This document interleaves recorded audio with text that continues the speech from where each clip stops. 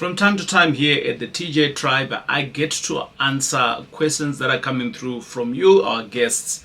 And in today's questions, we're going to answer the question that says, somebody wrote the question here, says, TJ, what is the best way to finance a property investment in South Africa? This person is asking me this question because they know that truly TJ, has been in the business of investing in properties, from buy-to-lets, in student accommodation, to big buy-to-lets or block of flats, and to doing flips as well. So they are coming through to ask me to say, Tia, how are you doing that? And in today's video, I am going to be sharing with you that it's very much possible you can be able to do it. I'm going to walk you through some of the traditional stuff, but I'm also going to walk you through some of the things that I think anybody can start off from. And when I mean anybody, I mean people that are very serious about engaging or building their real estate, and not people that are just on the side thinking that, wishing that they can be able to do this. If we are meeting for the first time, my name is TJ, your host, and I'm a former banker and founder here at the TJ Tribe. And I do business with a focus in student accommodation, flips, which is buy and sell, and coaching, with the hope that all of us, as young, upcoming modern parents, we can be able to have passive income from real estate. Welcome to the channel. Well, this question, my good friends, what is the best way to finance property investments in South Africa? Well, the first one is just go to the bank, right, and finance your property. That is the first and the easy one. And the second one is that you can also just save up some money and bingo, you can go and buy your own property. However, we do know that these two you already know, so you're not here for that. You are here for a little bit more. It's like, Uncle TJ, how best can we extract some more value? So I'm going to throw in a little bit of some quick tips on here. So the first one that I want to mention, why would you be asking that question? Potentially, you are a young parent somewhere and you are saying to yourself, TJ, I'm struggling. Maybe I've got one property, 2, 3 properties, and the banks are now saying, they're putting the brakes on you, right?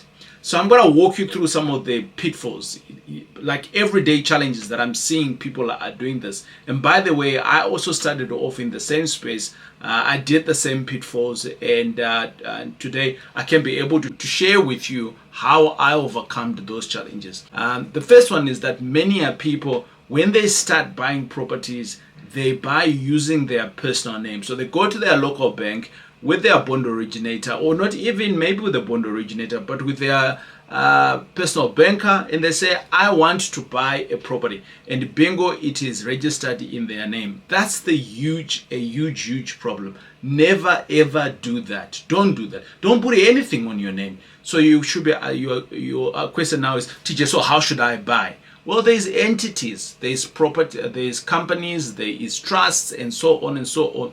We teach that at the TJ Tribe on how best you can do that and why you would want to do that also. So that's the first thing there. People are buying in their personal names. So what does it matter, TJ, if they are buying in their personal names? The second part is that in South Africa, remember, this person is buying properties for investments in South Africa. So we'll speak in the context of South Africa. In South Africa, we have what is called the Credit National Act. Credit National Act came by around about, I think it was in the 90s, mid 90s to late 90s and the early 2000s. It was like the law. The banks started adhering to this more and more, and we are seeing that now. South Africa is a country we're all reaping the benefits of that, so that we are not over indebted with the debt. So basically, what does the National Credit Act say? The National Credit Act says that we should not be, me and you as an individual, should not be lending more than 30% for houses, right, of what we are earning already. So you see that the National Credit Act already puts a cap on you.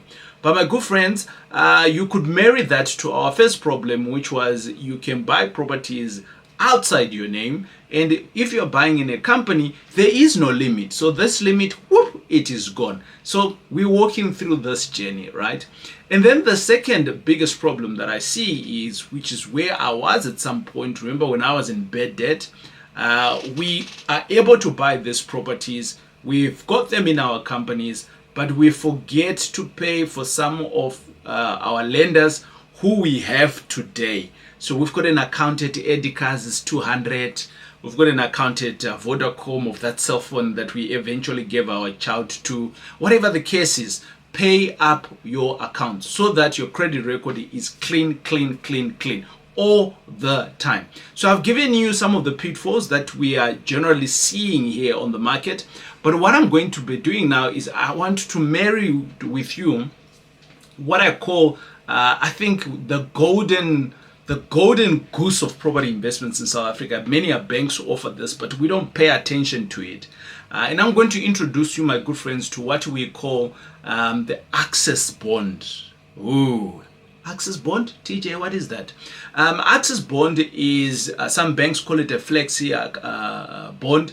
It is basically when I am buying a property for 1 million rand, and the bank then says, we are not going to give you a normal bond, which is, the normal bond is you're paying off your interest and slowly with your capital.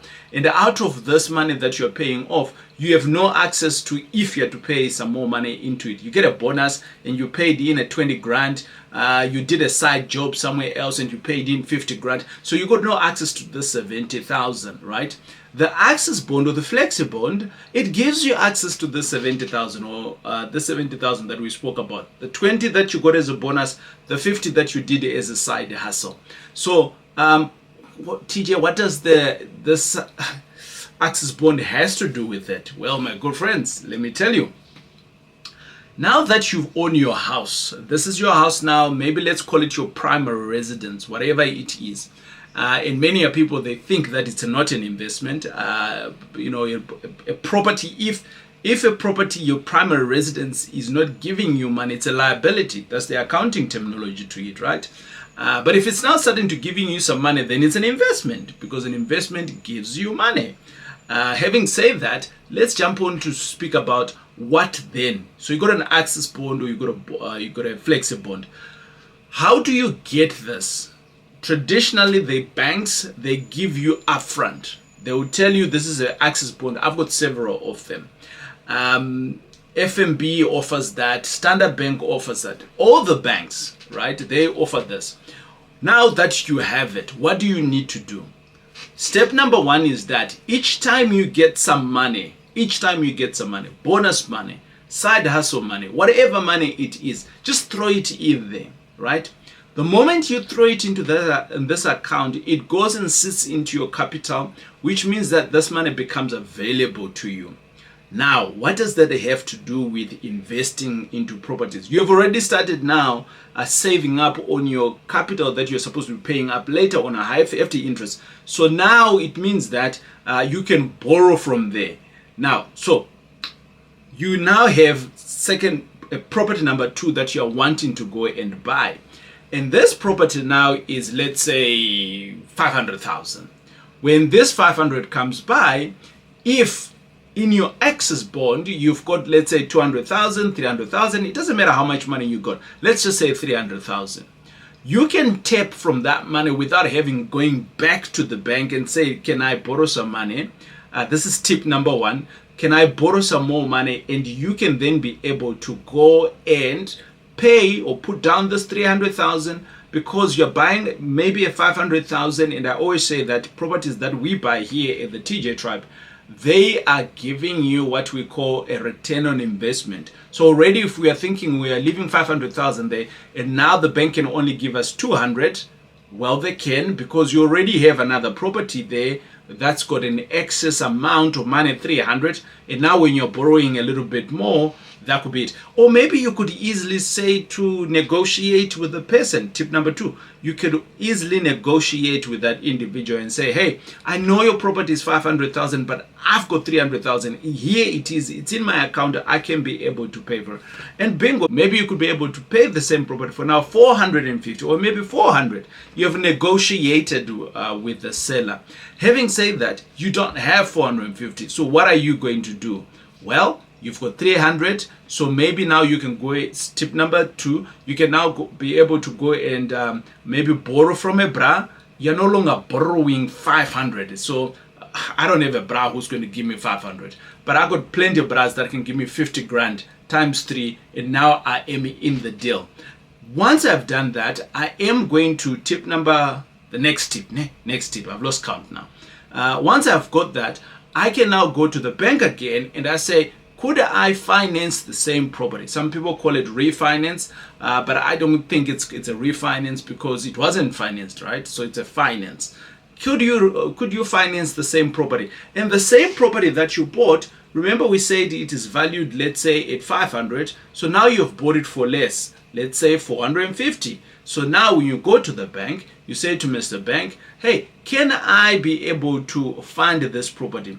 In my view, my good friends, if you are banking on this 500,000 property, the value of it, I generally say at minimum this property should be giving me around about 10 grand, so that I can be able to pay for all my expenses, and I could have some profits as well. So let's assume this year your profit is 3,000. 10 grand is what you're putting in. 5 grand is what you're going to be paying the bank, and the other 2,000 you're going to pay for other small nitty-gritties. It's an example that we're giving. So you're left with about 3,000 rand. Let's call it 2,000 in your pocket. Now I go back to the bank and I say, Mr. Bank, could you finance this same property? Now remember, you had property number 1, and now you finance property number 2 using the same cash. You had the cash, and now they are going to add it onto your account, and then bingo, that account now grows, and then bingo, what is now going to happen is that you now have the same available funds available to you in the same access bank account, and bingo, you can repeat the same things. If you're in property investment, at some point or the other, you have had to evict someone. And I know, my friends, it is a painful exercise. But I'm here to tell you that for the last couple of years, I've been using a company that is called Expello. Expello, basically what they do is that you pay them a monthly fee, and over and above that, whenever you get a delinquent tenant, they will come and evict that individual free of charge, because obviously you've been paying, right? And over and above that, you don't have to do anything. But guess what? I have managed to organize a good price for you. And the link here that you're seeing, which is called expello.link./TJ Tribe, gets you a great discount from Expello. So my friends, don't be caught with your pants down on your tenant. Just Expello them with Expello. It is TJ. Let's go back to the video. My happier place, my good friends, is when I'm buying like this, and I'm buying properties at a very low, but I am now growing my portfolio because I am buying high yielding assets. So I've got an asset that I'm buying for 500, but it's worth 1 million. So for that reason, I've just bought myself 500. So my balance sheet has increased. And my good friends, that is the best way to finance more properties for investments in South Africa. But before I go, I want to give you other tips. Right. The other tips is that next tip. Right. The next tip is that in South Africa, we have plenty of banks. There's round about just over 50 banks in South Africa that are readily available to fund you. Remember, banks sell money, right? So they are available. They are saying to you, they want to give you some money. So with these 50 banks, now you're all shocked. TJ, we only thought that there was 4 of them. No, there's more than that. Each bank, next tip, each bank has a criteria in which that they are going to fund. Next tip, try to understand the product of each bank. At ABSA, as an example, And I'm just saying ABSA because of late they've been throwing some money to me, so I'm highly grateful to them. They're not paying me to talk about this. I'm just saying that they're giving me more money. That's all. Right. Anyways, next tip. Now that you understand the product, like for instance, ABSA, they've got a product that they are different bond products, like what we have. We all have credit cards, right? So you got different types of credit cards, right? So they give you different features. This you can do, this what, right? The same with bonds. My good friends, you can get different bonds from ABSA. Ask them. There's a bond for first-time home buyers. It's a different bond. It gives more money, right? I think it's up to 5%, 10%, whatever it is. There's a bond for investments. If you're now investing on your second or your third property, there's a bond for that. There's a 20-year bond. There's a 30-year bond. There's a flexi bond. All of these. So what am I saying? Go to the nearest bank. Actually, you don't need to go to the bank. The internet is available. Jump onto their website, check it out, scroll, read, spend some time. Instead of watching Netflix or whatever that you do over the weekends, just read it and understand. But above all, my good friends, the best tip that I'm going to give you today, which is going to be my final tip, you can only start to finance properties in South Africa. There's so many creative ways, so many of them. But you can only start to be very creative and be able to finance more and more when you start being educated. I'm going to repeat that again. You can only start to finance properties in a very creative way, structuring them differently, engaging with the different bankers, giving them what they are looking for. If you are educated, that's why at the TJ Tribe we say, come to school, we'll teach you how to do these things. And if you don't know that we have a school, we can do an exploring call where we can chat with you and we can be able to say, hey, we can work with you in our school or you cannot. And how best you can be able to do that is we've got a website that's called www.thetjtribe.com, and basically all you do is visit the website. On the right hand screen of the page, you will see where it says discovery call, and you can click there and you can select a time in which you can be able to be available. So my calendar is available. Myself or one of my team members will be able to reach out to you and we can see whether we can help you or not. And we can be able to now start to walk this path of investing in properties in South Africa. There's many ways to do it. There's no one size fit all, but my good friends, I'm hoping that this video has been of value to you on what is the best way to finance property in South Africa. So until we meet again, my good friends, we'll check you out on the next video right here at the TJ Tribe. This has just been exploring easy methods for financing property investments in South Africa. We'll see you on the next video.